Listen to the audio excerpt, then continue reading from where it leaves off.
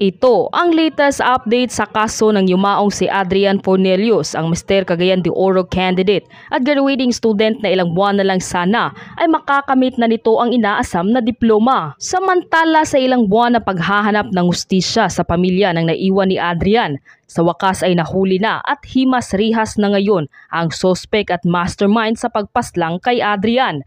Halina't sabay-sabay nating panuorin at alamin ang video ito. Ngunit bago tayo magpatuloy, huwag kalimutang i-like, share, subscribe, and click the notification bell for more updates and for more upcoming videos. Maraming salamat!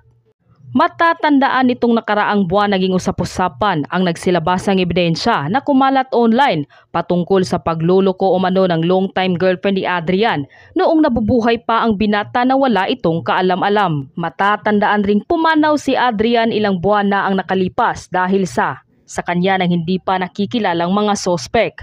Galing pa umano ito sa gym upang sana sa paghahanda nito sa nalalapit na kompetisyon na kanyang sinalihan sa Mr. Cagayan de Oro 2023. Inilarawan si Adrian ng kanyang pamilya bilang isang napakabuting anak at kapatid.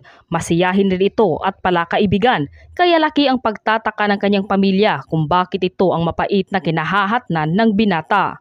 Samantala dahil na rin sa mga nagsilabasang ebidensya at impormasyon patungkol sa pagluloko ng nobya nito, napag-alaman na ang utak pala ng insidenteng ito ay ang sugar daddy ng kanyang nobya na kinilalang pastor na si Bishop Dimber Andales.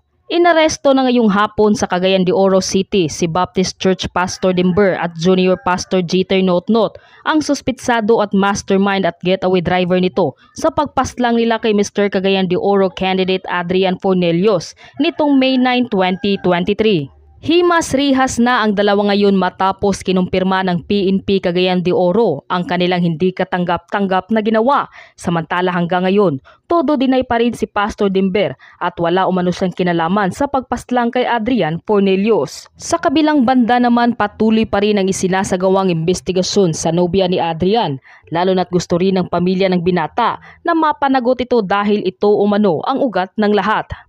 Ayon naman ng PNP Cagayan de Oro, patuloy pa rin umano ang pagkalap nila ng mga ebidensya o impormasyon upang mapasama ito at managot lahat ang may sala.